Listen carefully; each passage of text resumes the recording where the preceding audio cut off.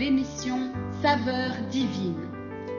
Cette bonne nouvelle du royaume sera prêchée dans le monde entier pour servir de témoignage à toutes les nations. Alors viendra la fin. Ce pain céleste vous est présenté par Immaculée Niraneza.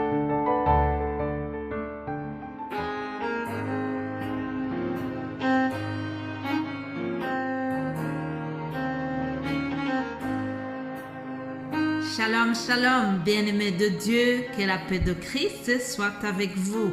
Je rends grâce à Dieu qui me donne encore la bonne santé aujourd'hui et je voudrais introduire notre méditation par le psaume 90, verset 14. Il est écrit ceci: rassasie-nous chaque matin de ta bonté et nous serons toute notre vie dans la joie et l'allégresse. Alléluia. Toi qui m'écoutes à l'instant, je prie que Dieu te rassasie chaque matin de sa bonté et que tu sois toujours dans la joie et l'allégresse. Voilà ma prière pour commencer cette méditation. Aujourd'hui, nous allons voir un cantique dont l'auteur c'est Anne. Anne, la maman de Samuel. Nous connaissons cette dame surtout pour la prière qu'elle a faite, les prières qu'elle faisait lorsqu'elle était stérile et qu'elle priait pour avoir un enfant. Souvent, lorsqu'on parle de Anne, c'est pour signaler comment elle a prié en demandant à Dieu de lui donner son fils, le fils Samuel qu'elle a eu par après.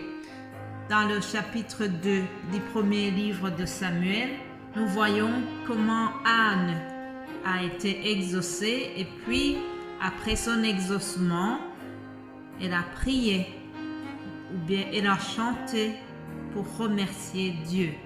Donc, le chapitre 2, souvent on l'appelle un cantique de Anne, mais dans certaines versions de la Bible, on dit que c'est une prière. Donc moi, je vais l'appeler un cantique. Alors, de ce cantique de Anne, j'ai retenu 3 choses que je vais vous expliquer après. Mais nous allons faire d'abord une petite lecture. 1 Samuel 2. Anne pria et dit: mon cœur se réjouit en l'Éternel.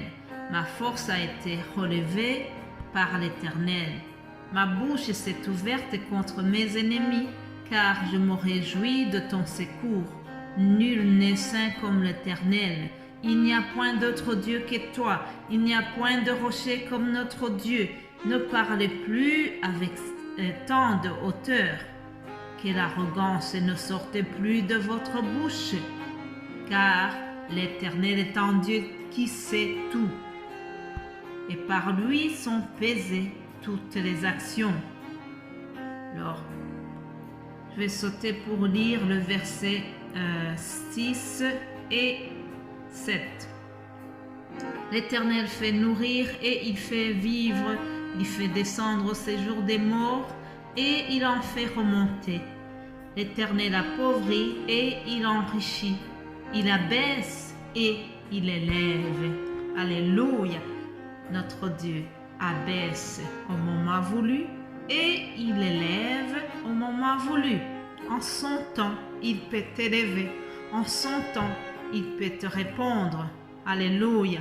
Alors, dans ce cantique, comme je vous ai dit, il y a 3 choses à retenir. Comme je vous ai dit, c'est un cantique d'action de grâce. Et nous voyons que ce cantique est rempli de joie. Dans la partie précédente, au premier chapitre, Anne a fait une prière qui était remplie d'amertume. Mais ici, dans le chapitre 2, nous voyons une dame qui est remplie de joie parce qu'elle a été exaucée. Au temps voulu de Dieu, il a répondu à sa prière. Qu'est-ce que nous devons retenir, chers amis? C'est que l'Éternel, c'est un Dieu qui est juste. Il est juge, c'est un juge qui est juste. Il a abaissé l'orgueilleuse Pénina et au moment voulu, il a élevé sa servante Anne.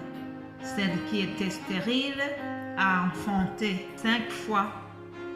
Donc après Samuel, il y a eu 5 autres enfants. Pourquoi? Parce que l'heure de Dieu, l'heure de l'élévation d'Anne avait sonné. Lorsque l'heure de ton exaucement est arrivée, rien ne peut l'empêcher.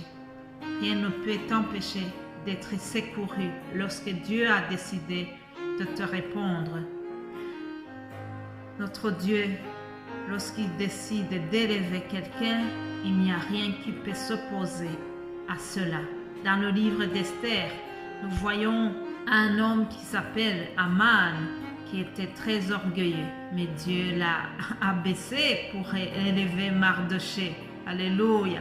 Mardoché a été élevé parce que le temps fixé par Dieu était arrivé.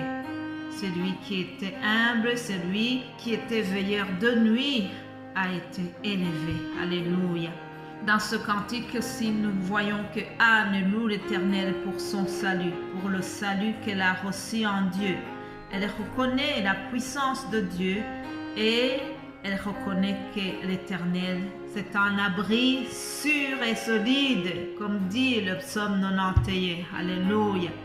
Anne reconnaît en quelque sorte que celui qui se cache en Dieu, il repose à l'ombre du Tout-Puissant. Il repose dans une forteresse qui est sûre. Alléluia! Celui qui se cache à l'ombre du Tout-Puissant, il est couvert par un bouclier et une cuirasse qui est solide. Alléluia! Alors, Anne met en garde des gens qui sont orgueilleux. Il les met en garde. Ah oui. Comme je viens de vous dire, Aman a été abaissé.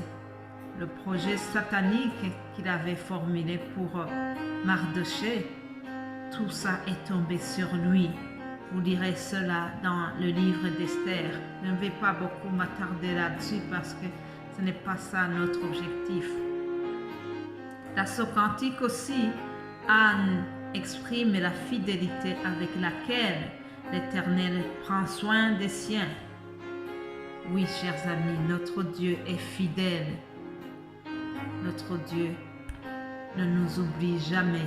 Au temps fixé de Dieu, il fait vivre. Au temps fixé de Dieu, il peut t'élever comme il a élevé Mardoché.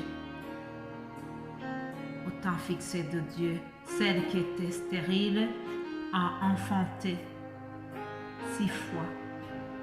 Alléluia. Au temps fixé de Dieu, toi qui m'écoutes en étant malade, je suis sûre que en son temps, Dieu va te guérir. En son temps, Dieu va te ramener ce que tu as perdu. En son temps, Dieu va te faire rire, toi qui as perdu la joie. Alléluia. Tu vas retrouver ta joie. Continue à prier, continue à espérer, car au temps fixé de Dieu, il fait vivre, comme nous venons de le lire. L'Éternel fait mourir et il fait vivre. Il abaisse et il élève. Je prie que, en son temps, Dieu puisse venir te secourir et te donner ce que ton cœur désire. Voilà ma prière pour toi en terminant ce message. Que l'Éternel te donne ce que ton cœur désire et lorsque tu auras ce que tu as demandé, n'oublie pas de remercier Dieu. N'oublie pas d'élever une louange d'action de grâce pour dire à Dieu qu'il est bon et qu'il t'a secouru, qu'il est fidèle et c'est un Dieu qui est juste. Soyez bénis. C'est au nom de Jésus-Christ que je vous ai partagé ce message. Amen.